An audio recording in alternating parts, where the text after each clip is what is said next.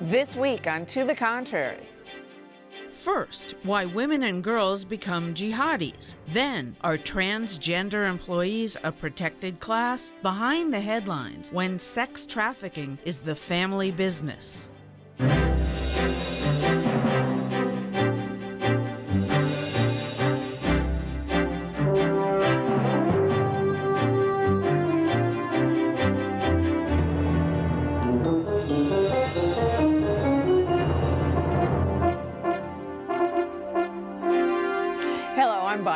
Welcome to the Contrary, a discussion of news and social trends from diverse perspectives. Up first, children and terrorism. Recent terrorist acts have the U.S. and Europe on high alert, but authorities aren't just on the lookout for masked men. More and more, they're seeing women and children committing acts of terror. In Nigeria, Boko Haram used a 10-year-old girl as a suicide bomber. ISIS released video of a child participating in an alleged assassination, and Hayat Boumediene from France took part in the terror attack on the kosher grocery in Paris. Her husband, Amadi Koulibaly, is one of the gunmen responsible for the attack on the satirical magazine Charlie Hebdo. She is believed to have connections to ISIS. So we are left to wonder, why do women join terrorist groups such as ISIS? We're looking at girls, sometimes they're 13 and 14 years old. A lot of this kind of recruitment, to me, mirrors the ways in which pedophiles go after young children on the internet. It is a very abusive and it's a very insidious form of trying to build rapport and trust. But most women who sign up for ISIS do not become soldiers. More often they're trained to be housewives, though some are drafted to police and terrorize other women. Even others help in recruitment efforts. The U.S. is trying to prevent any more women and girls from joining ISIS. The government uses social media to counter ISIS propaganda. We need to be able to fight that allure of being part of an Islamic State, dying a martyr, becoming instantly famous, and then also all of the other afterlife benefits that they're being promised. If you tell someone you're going to go there and you're going to die and they're seeking martyrdom, that actually fits into the paradigm of what they're seeking. So, Sabrina Schaeffer, how is it that ISIS has been able to recruit Western women? Well, they're smart in that they're targeting already vulnerable young girls. Women is a broad statement, right, when they're 13 and 14 years old. Yeah, I totally agree with Sabrina. I mean, I caution on using the word recruit because I think that this is very predatory, and I think that we should actually be looking at these young girls and asking ourselves, why aren't their families, why aren't their communities wrapping their arms around them so that they are not so vulnerable? I mean, ISIS is a cult, let's face it, and they know how to brainwash. And so when you have a vulnerable class, immature, these are girls, it's romantic, and they fantasize about being with them. And all increases aside, terrorism, despite all the mythology around it, has always been an equal opportunity employer when it comes to gender. Think of Patty Hearst. All right, but how do you counter that? I mean, we haven't had, if you look at the numbers, all that many Western women going to ISIS. It's maybe a total of 200 to 300, according to Mia Bloom, and it's maybe a handful from the United States. In fact, 3 teenagers were stopped in Denver a few months ago. They thought they were headed to Syria and ISIS, and they were stopped. How do we stop and find more? Well, clearly, ISIS is enjoying the fruits of their own recruitment, the energy that they're putting into it. So the energy that ISIS is putting into it, I think the State Department has been very correct in responding with its own answer to that. Call it propaganda, call it inoculation, as it were, to these vulnerable populations. But the root issue is we have vulnerable populations of women and girls who are going to be more vulnerable to this kind of message and recruitment. Does this mean that any teenager, most of these young women have been daughters of Algerian parents who immigrated to France or Germany, and but the children were born there. Don't they have some kind of obligation in Western Europe to start reaching out to these idle teenagers who have nothing to do. Maybe they've dropped out of high school, get them back in school, and as Aisha said, get their communities to embrace. Well, there's no question monitoring is necessary. I mean, but it should start at home. And I don't know the situation for most of these young ladies who are young girls. Well, who are Dieng was joining. one of 7 children of an Algerian immigrant, slipped through the cracks, and she and her mother died when she was very young. So you got a father struggling financially and with 7 kids. And ISIS they're using women that are already with them to also make the draw. So instead of seeing men go, hey, come, you have women saying, oh, this is wonderful, like you'll get married, and all the propaganda that they use to draw these young women in. But I do agree, the monitoring is a big thing. With social media now, anybody can get anyone to do almost anything. It's very frightening. And I think that it's kind of interesting when you talk about this, because it puts into sharp relief just how savage these people are, and how the fact that we think of women as the protectors, as the nurturers, and the idea that they would be used to recruit young girls is so it's such a distorted way of sort of thinking about society that I think it's very disheartening.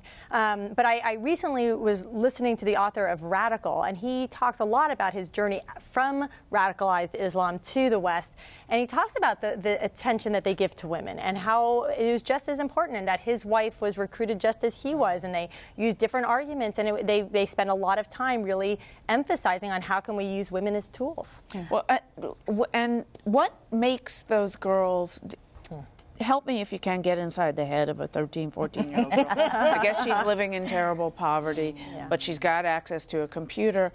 What lures her? How can that be stopped? How can that be countered? Or maybe not. I mean, I think of it like this. I don't want to suggest that this is a huge phenomenon, because it's not. It's a couple of hundred girls, right? And I don't want to suggest that it's just a bunch of poor girls with nothing to do, because it's actually a lot of privileged girls who have way too much on their hands. It's the same question you would ask about why does a little girl want to be, I don't know, Kim Kardashian when she grows up, right?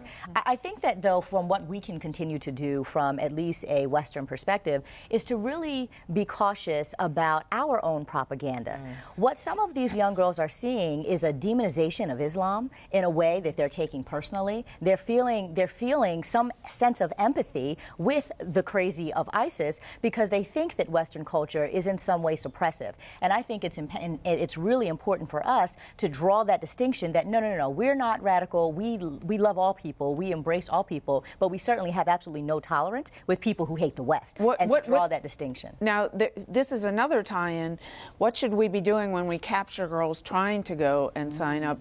Because Professor Bloom said we shouldn't arrest them, we shouldn't throw them in jail, as is being done now. We should use them as spokespersons in social media to tell other girls. I found out, my friend went and she was raped by 10 guys. Well, I mean... Yeah, it's a great idea. Well, I was going to say, that's assuming that once they're caught, before they get off the border, that they're going to be receptive to wanting to tell people don't do it. I mean, well, you might get really receptive if the alternative was 10 years in prison. But also, I think it's talking about what the alternative is, and one of the things that was so compelling about this book, Radical, is that he really comes out and explains the relationship between men and women in this radicalized society. And I think when you do that, even with young girls, 13, 14, what is the relationship? What's the lure? Well, that there's so much repression that women become this object, right? And the relationship between men and women becomes so perverted, it's so unhealthy, right? So that no longer are men and women able to have any kind of healthy relationship. It is a power struggle. It is women being used as part of the arsenal. So I think the more that we can talk about that and not feel like we can't talk about it, the better in terms of protection. You bring up a really good question of what do we do with 13 and 14-year-olds that we're picking up? Because they are also programmed, according to Professor Bloom, not to believe anything any Westerner tells them. I am not a fan of criminalizing young people for the sake of it and taking their livelihood away for the sake of it. And so I think that that's actually an interesting question that we have to figure out. Getting involved in any situation of homeland security is not good for anyone, let alone a 13 or 14-year-old. And Sam raised the point, Patty Hearst, one of the most famous cases in America. I mean, once they're programmed, how long does it take to deprogram them, so to speak? And that, counseling and, intervention, maybe if the parents weren't involved in their lives, to get them involved. So, I mean, it's a whole bunch of things that has to be done if we're going to, really make a difference. Is it kind of impossible in the sense that the French said, I read somewhere that finding the two brothers, they knew they were on the radar already as troublemakers, but to pick somebody out and try to get to them before they radicalize takes 25 police officers, and the French don't have that times 300. So is it even possible to for preemptive action unless it's, as we saw in Belgium this week, annihilation? Well, I think this is like any other societal problem. You got to lift up the basket and let the light of day in. I think in this age of social media and hyper-communication, we have a wonderful opportunity to tell the straight story about what it truly means to be radicalized. And I think that there's a nice opportunity there. All right. Let us know what you think. Please follow me on Twitter at Bonnie Bay. From terrorism to discrimination. Does Title VII, the law that protects Americans against a variety of forms of discrimination on the job, also protect transgender employees? That's at the heart of a confusing legal battle between former Saks Fifth Avenue employee Laith Jamal and its parent company, Hudson Bay. The company wants a federal court in Texas to dismiss a discrimination lawsuit filed by Jamal, and the company agrees that Title VII does protect all people from sexual discrimination, but adds that law does not pertain in this case, which is about gender identity and transgender status.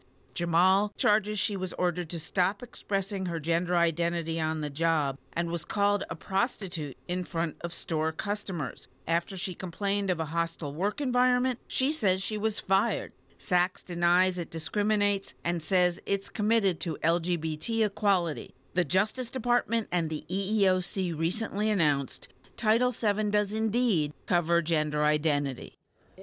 All right, Aisha, what is going on with Saks? I don't get it. They say they're pro-LGBTQ. They should drop off the T, I guess, right?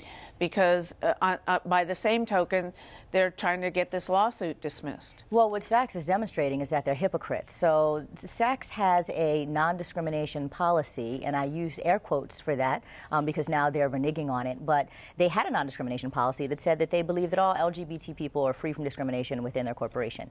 Now they're rolling that back because they wanted to fire a transgender person simply because, and this is what they're trying to argue against, simply because they are discriminating against her based on her gender identity, because they're saying that she is not fulfilling the sex role that they believe that she should be fulfilling. And so the problem here, this is where it all gets... You mean they wanted her to be a man? To be a man, because they want her to be a man, but that is not her gender identity. She's actually a woman. And so they're discriminating against her sex, and that is what she is alleging, and that's what she's suing on. They're saying that they have the legal right to discriminate against her based on her sex, is what they're suggesting. Oh, well, this is complicated, and I think it sort of goes to show that a lot of times these kind of laws have to go hand in hand with cultural shifts, right? And that we may have laws in place, but that doesn't mean that sort of society has caught up in the same way. I think there is a growing a growing emphasis to pay attention to this and to become more accepting. I think we're seeing transgender people in prominent TV shows like Orange is the New Black. So I think it's going to become something that people are more comfortable with, but I think we have to give this time. Well, and meaning also, what? Meaning what in this case? Meaning that the suit should be dismissed, or they should pay out? Yeah, I'm not sure that Saks doesn't have a case. I don't know if they don't have the right to say that this person doesn't really fit the needs of this job. If the needs of this job is identifying with the customers, I would think that they have the right to say this person. And that's not the alleged case. So that you're right. It's very complex because here's where we are legally with this case. We are in a place, and this case demonstrates why, like you said, we also need to marry public policy with what's happening with different court cases. So where we are right now is that sex discrimination, the Civil Rights Code, it absolutely protects gender, for example. Where we are now is that the federal government is also interpreting the Civil Rights Code to protect transgender people by saying that if you discriminate against a transgender person, it's akin to discriminating against someone based on their sex. So the Equal Employment Opportunity Commission has said this. The Department of Justice has just said this. Now, some courts have also made this interpretation, and I say some courts because this hasn't gone to the Supreme Court. So we are in this very murky, nebulous, gray area of the law here because the federal government is saying this is the interpretation. There are courts that have followed suit and said we have precedent that this is their interpretation. In the district right now where this case has been filed with Sachs, that district does not have precedent where they've said that being transgender. And if I could, Sachs or its parent company. And there aren't going to be many courts where there is going to be precedent. This is all uncharted territory. And to your point, it is going to be messy. To your point, Sabrina, we have the sort of marriage of what's going on in society catching up with law and law catching up with what's happening in society. The bottom line on it, however, is that Sachs is going to say what Sachs needs to say to protect its own corporate self, right? And so I don't think is the LGBT community going to respond by a boycott? I would assume so. Okay, tell me what they've done. I would assume so. Well, the Human Rights Campaign, which keeps a corporate equality index, which corporations find to be very valuable and a big, kind of boost for them if they get a high ranking on that, has already removed Sachs from their rankings. They used to have a relatively high score because they had a policy in the employee handbook that said, we believe all people should be treated equally. Now that they've pulled that back, the gay community has said, well, wait a minute, we're not supporting you anymore because we're certainly not going to deal with hypocrites and have this kind of flip-flopping on how you treat people. And if I could, I think that what we're experiencing here is, of course, the corporate general counsel for Sachs is going to react in a way that protects Sachs's interest, when in truth, this situation, I don't think this actually represents Sachs' position. But, they're just trying to protect themselves. I'm sorry, I was going to say, I look at it in two tracks, and I don't know all the facts, so I'm not going to, I'm making some presumptions, but certainly if she was working and being discriminated by her co-workers, being treated improperly in front of customers, yes, she should definitely fight. If it's a situation where your employer, whether you're straight, transgender, gay, what have you, says, this is what I'm hiring you to do this job, and if you don't come through with it, then I have to dismiss you. Now, I don't know if that's the case, but that's not it. So the lawsuit that she's specifically suing because she was being pushed into these gender roles and being harassed and nasty things were said to her on the job. They had to but I wonder why did she start there before she had transgendered? Not that we didn't see that. But I mean, so she walks in as a woman, and they want her to be a man. I don't get that. Where does that come from? Exactly why she's filing and why a lawsuit. should that? And tell me how that behavior should be treated, generally speaking, across the country. To me, it's the same thing as if, when you look at this law, and I want to put a plug in there, this is why we need Congress to pass the Employment Non-Discrimination Act, so that all of this stuff is cleared up, so that essentially there are civil rights protections for transgender people. Is that going to happen? If you look at this, soon? well, we're working on it. We've been working on it, but we're also working on a broader non-discrimination act that includes LGBT people. But when you really boil it down, it's the same thing to me as discriminating against someone who may be transitioning religions. If someone was born and raised Catholic and then they transition, they get married, they become Protestant, you're certainly not going to, in their workplace, start to harass them and to try to force them to be something that they're transitioning, into not being. And it's the same thing here with gender. All right. Behind the headlines, domestic sex trafficking of minors. Elizabeth Corey was trafficked by her own parents in a Northern Virginia suburb. Not at all what one would think when one thinks of sex trafficking. In her family, the abuse spanned generations. I know a lot of people have this idea that trafficking only happens in big cities or only happens in other countries. In the case of my mother, it was happening in rural North Carolina. So for years and years, hundreds of years probably, there has been this sex abuse and domestic violence within our family. And everybody participated. Domestic minor sex trafficking involves the sexual exploitation of U.S. citizens or legal permanent residents under the age of 18. A 2012 NGO report reveals 41% of sex trafficking cases in the United States involved American victims. Another study projected each victim would be raped by 6,000 buyers while being trafficked. When I became 7 or 8 years old was when they felt that I had been, broken in enough by the familial sex abuse to begin the trafficking. Primarily, my father was my trafficker. Corey says even her grandfather trafficked and sexually abused her. I had sprained my ankle. On the way home from the hospital, he decided that he was going to stop at a bar, and he went into the bar, leaving me in the car. went into the bar, and in order to get his drinks paid for, he told men that he had a 13-year-old in the car, and they would come out and rape me, and then go back in and pay for his drinks. Corey sought help until the age of 8 when she gave up. She told us traffickers have ways of intimidating witnesses. That's why she wants to see harsher penalties to curb demand. Trafficking won't exist without demand. This means addressing demand with people who are, let's say, very powerful people. Maybe somebody has bought a child who is a federal judge. What we have a habit of doing in this country is sweeping that under the rug. Domestic trafficking can be very difficult for the general public to detect. Corey says it usually takes a long-term relationship to identify a problem. She's working with a branch of the Federal Health and Human Services Department to develop training for medical professionals. I experienced constant chronic illness, chronic pain, also having constant urinary tract infections and issues with reproductive areas that children should have no issues with at all. Corey didn't start her own recovery until she had her children at the age of 34. Twins. She hopes other survivors don't have to wait so long and can have access to the long-term services they need. Well, we'll provide recovery services for a trafficking survivor for 3 to 4 months. And then we're going to set them out in the world. I've been recovering now for 7.5 years, and some of the heavy, hard-hitting belief systems that I was brought up to have are still unraveling. And so we need to be in a position as a society to give people the time that they need. So Sam Bennett, how prevalent is this in America? Way more prevalent than anyone wants to acknowledge. Some statistics point in general terms that 1 in every 3 American women has experienced some form of sexual abuse along that continuum.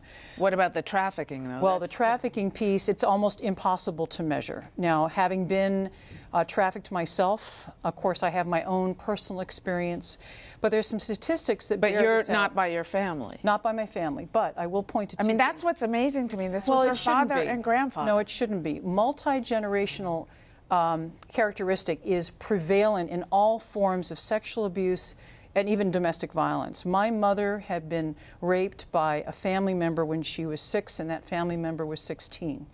And she never addressed it until she went into therapy in her 50s. And that's where I found out about it. And what had happened is, because I'm her firstborn daughter, I assimilated that value system that my mother unconsciously exuded. And what happened to me as her firstborn? I myself was sexually abused by a man who she had brokered that he would hire me as a babysitter. Now, she didn't do that consciously, but unconsciously that definitely happened. And it was that experience, there's a continuum here, that led me to run away from home and go where all little white runaway girls go to, New York City, where I was plucked off a bus at Port Authority before the cleanup and was thrust into white slavery until I escaped. There's another characteristic that she pointed out that's very, very important. I want to know, having experienced all that, how do you guys live? How do you, you not only continued to thrive, you ran a national women's organization, you're involved in local politics in Pennsylvania. How do you get through that and get up every morning? Well, I would say I wouldn't be here today at 57 with 3 wonderful children, a wonderful marriage, and 2 absolutely stunning grandchildren. I'm allowed to say that. Without having a doctor, a general doctor, practitioner, say something's wrong. When I became pregnant with my 4th child and I chose to terminate that pregnancy, and he said, something's wrong here. And he pointed me to a therapist, and I was 29. And I am 57. Were you still being trafficked at 29? No. That ended when I was 17. But again, the point is, you may only have the trauma for cumulatively, let's say, if you add all those moments together, maybe it's a day.